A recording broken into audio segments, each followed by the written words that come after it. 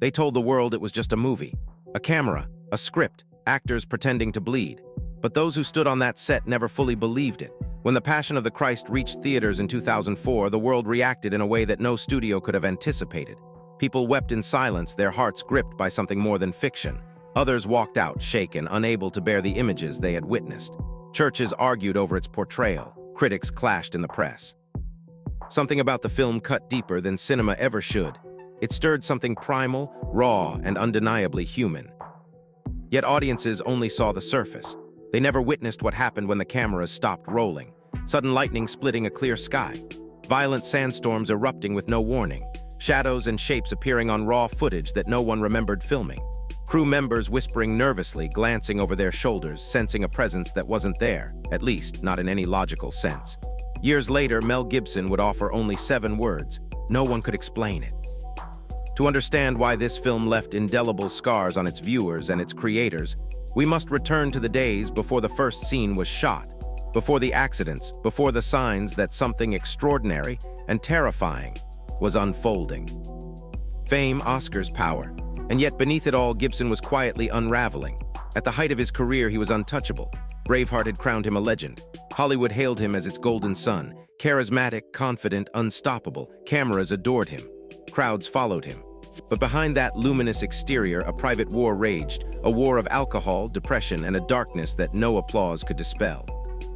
There were nights when he questioned the point of it all, when the world's accolades felt hollow, and he no longer wanted to exist.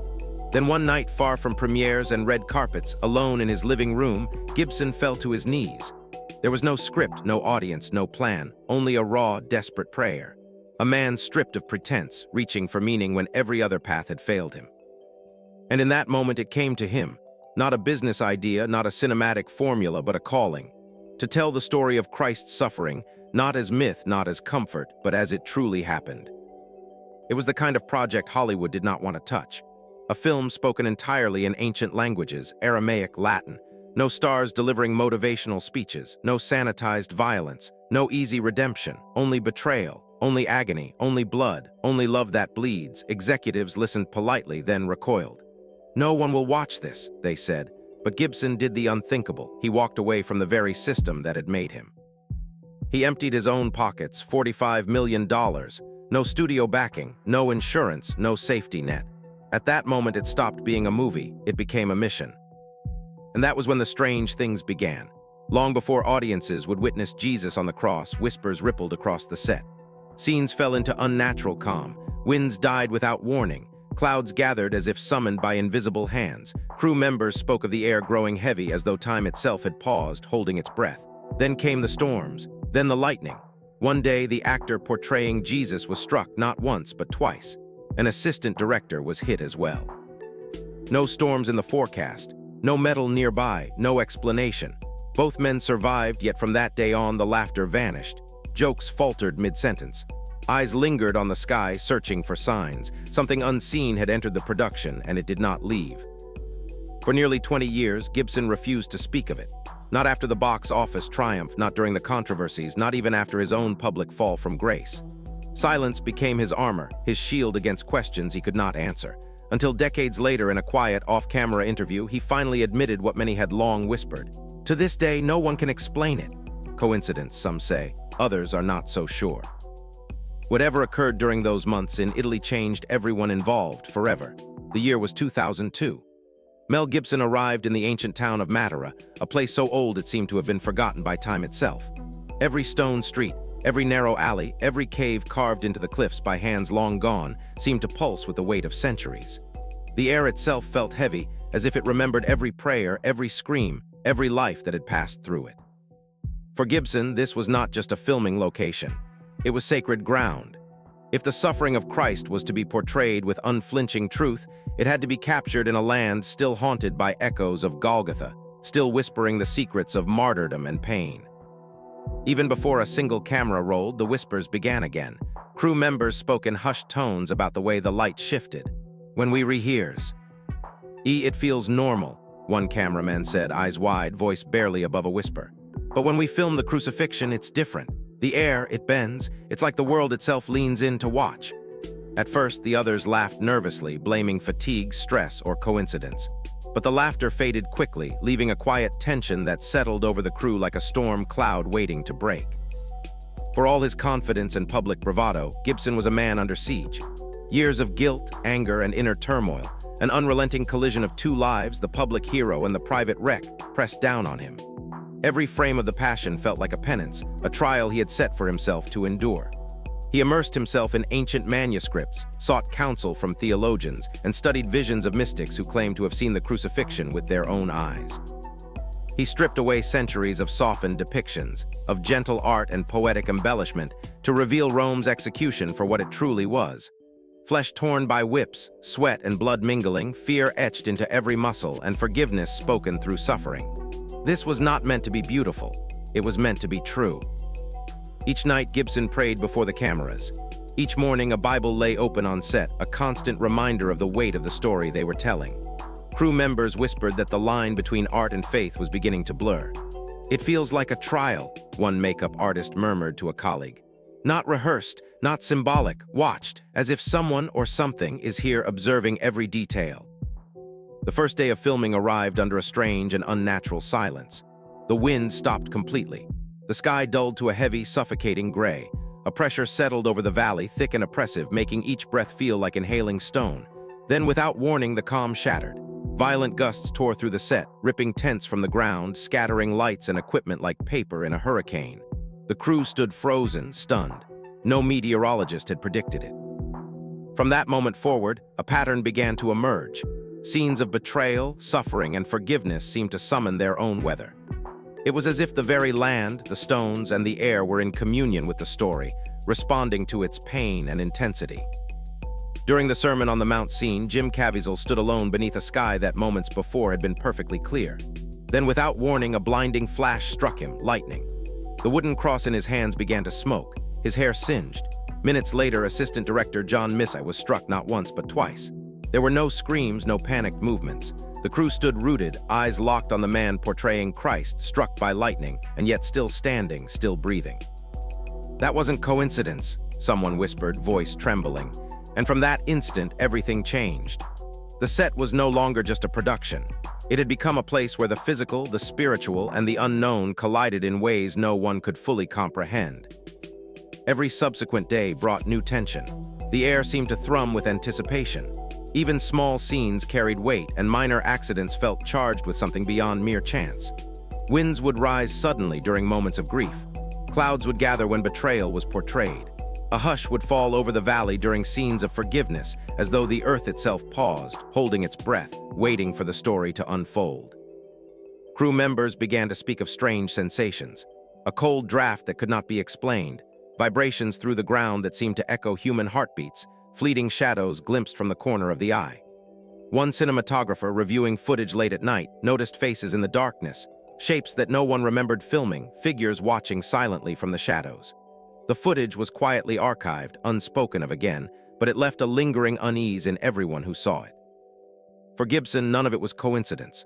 "We are not just telling a story," he told the crew one evening, voice low, eyes intense. "We are stepping into it." And step into it they did, into a narrative that demanded everything from those who dared to inhabit it.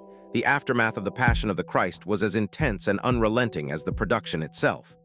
Jim Caviezel, the man who had carried the weight of the cross on his shoulders, seemed to vanish from Hollywood's center almost overnight. A name once rising through studio credits quietly disappeared from casting lists, yet he did not retreat into bitterness or obscurity. Instead, he chose a different path, one that reflected the endurance and suffering he had lived on screen. He traveled to churches, prisons, and schools, not to speak of fame, but of faith, of the raw power of suffering and redemption. Playing Christ, he said, did not end when the cameras stopped rolling. It began there in the struggle, in the lives of those willing to witness what he had endured. He spoke of pain that reshapes a person, of forgiveness that demands sacrifice, of crosses that do not look like wood, but weigh just as heavily on the soul.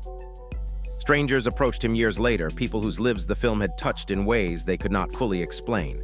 Addicts, prisoners, skeptics, all confessed that something had shifted within them after watching the film. It was not gentle. It was not comforting. It shattered them, broke open doors they did not even know existed, and left something raw, open, and unhealed, but alive. Gibson, meanwhile, withdrew into silence. His quiet was not retreat. It was reverence, a recognition that some experiences could not be fully explained, that some truths defy language and resist the neat packaging of logic. When he finally spoke, it was carefully measured, almost hesitant. "That film wasn't made by me alone," he said. Some stories, he seemed to imply, resist ownership. They pass through people, leaving marks and move on, larger than any one individual could contain. In 2004, The Passion of the Christ arrived in theaters as nothing Hollywood had ever produced. It was raw, uncompromising, unflinching.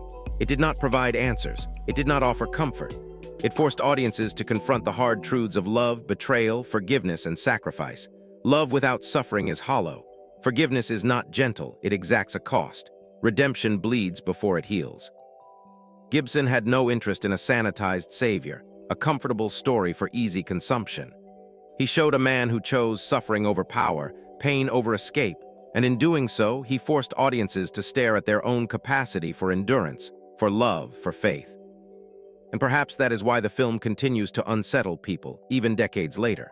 It is not only about Christ, it is about us, every hidden wound, every betrayal, every moment we have searched for light and found only silence.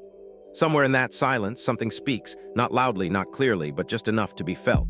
Audiences report the same strange pressure in their chests, the same uncanny stillness, the pause between breaths that feels too full to be empty. It is a reminder that truth, when approached too closely, has weight. It presses, it lingers, it refuses to be ignored. Behind the camera, Gibson had stepped into something larger than himself. In front of it, Caviezel had endured beyond performance, bleeding and suffering in ways that blurred the line between acting and living. Around them, forces neither fully understood nor explainable seemed to move, shaping the air, the sound, the very space in which the story unfolded. And even now, decades later, the silence remains. The whispers of wind, the sudden shifts of light, the sense of presence that lingered on the hills of Matara, all of it endures in the film itself, in the memory of those who experienced it firsthand, and in anyone willing to watch with attention and courage. Careers changed, reputations rose and fell, headlines faded, controversies cooled, but the film did not fade. It remains alive, uncomfortable, heavy, a quiet force pressing into anyone who approaches it. It is not a puzzle to solve. It is not a spectacle to be consumed. It is an encounter, a confrontation, a reminder that some stories are not meant to be explained. They are meant to be endured. Faith does not submit to logic. It does not resolve neatly. It is a process, a surrender, a willingness to step into something you cannot control and allow it to work on you. And that is what Gibson did. That is what Caviezel did. That is what the film asks of every viewer, to stand too close to truth and feel it fully without flinching. Even now, rumors whisper of a sequel, a return to the story not in a conventional sense, but as a journey beyond time, beyond frames and scripts. Gibson himself has said little, only hinting that the story is not finished, that its influence continues to unfold in ways unseen. Perhaps The Passion of the Christ was never meant to end on a screen. Perhaps it begins with those willing to confront suffering, redemption, and the weight of truth wherever they find it. Some films fade when the credits roll. This one did not. It lingers in memory, in pause, in silence that is too full to ignore. It waits in every frame, in every viewing, pressing gently, insistently on anyone brave enough to feel what cannot be explained. Gibson wasn't interested in a sanitized savior. He showed a man who chose suffering over power, pain over escape, a man whose endurance became a mirror for humanity itself. And perhaps that is why the film continues to unsettle, even decades later. It is not only about Jesus. It is about us. Every betrayal we have committed, every wound we have hidden, every desperate search for light met with silence. And within that silence, something still speaks, not loudly, not clearly, but insistently enough T. Obi felt, a presence hovering at the edges of consciousness, pressing on the chest, subtle yet undeniable. It whispers to those who are willing to listen, leaving a sensation that is almost physical, an ache, a stirring in the heart, a recognition that what is unfolding is far greater than what the eyes can see. Watch the film again, not as mere entertainment, but as witness. Feel the wind that tore across Matara's hills, biting and relentless, brushing against skin and spirit alike. Feel the weight of the cross, not just the wood, but the burden carried in the body and soul of the actor who bore it, a reminder that suffering is tangible and real. Feel the lightning split the sky, not as spectacle, but as a warning, as a signal, as something that insisted on being seen and acknowledged. Coincidence, perhaps. But ask those who were there. Many hesitate, many look away, because it did not feel random. It felt precise. It reached outward, touching everyone involved, leaving an invisible mark that neither time, distance, nor explanation could erase. Time has passed, careers have risen and fallen, reputations have been built, destroyed, rebuilt, and eroded again. Headlines have faded, the frenzy of controversy has quieted, and yet the film remains weighty, uncomfortable, alive. Its power does not lie in spectacle or in explanation, but in endurance. Some truths do not shout, they wait, patient, quiet, demanding attention in their own time. Even the premiere carried echoes of this resistance. The unexpected power outage in Rome, halting theaters for minutes before the screening began. Another pause, another subtle reminder that truth cannot be rushed. Truth rarely arrives without resistance. It slows rooms, quiets crowds, introduces a stillness heavier than noise, a weight that lingers long after applause fades. That same stillness is embedded in the film itself. In every frame, in every breathless moment, in the silent spaces between action and reaction, waiting for the next person willing to stay with it long enough to feel what cannot be explained. The question the film leaves is not theological, not cinematic. It is deeply personal. Now that you have seen it, what will you do with it? Will it remain a film you once watched, a fleeting moment of entertainment, or will it become something that quietly challenges you, unsettles you, holds up a mirror to every act of betrayal, every hidden wound, every moment of courage, every sacrifice, and every love that demands a real cost? It asks you to confront the parts of yourself you often avoid, the fear, the doubt, the hidden darkness, and to recognize that suffering is not failure, that endurance is not heroism alone, that redemption is never simple or painless. Time has not dulled the passion of the Christ. If anything, it has sharpened it. The noise has faded, the arguments cooled, the outrage softened, but the stillness, the true essence of the film, remains, waiting in every frame, waiting in every scene, waiting in every quiet pause, in every shadow, in every whispered word, waiting for the next person willing to sit with it, to feel it, to let it press upon them, to let it move through them, long enough to understand what cannot be explained. Even now, the echoes continue. The air seems heavier in certain rooms. The silence feels more deliberate. Those who experienced the filming, who stood on the hills of Matera, who carried crosses, who endured the whipping, the cold, the fatigue, still speak of it quietly, almost reverently. Some call it presence, some call it awe, some cannot describe it at all. And perhaps that is the point. Some truths are not meant to be contained in words, measured by reason, or understood fully. Some truths are meant to be felt, endured, witnessed, lived through. If this story moved you, take a moment to like the video. Share your thoughts, your reflections, your questions. Subscribe to continue exploring stories where history, faith, and mystery intersect.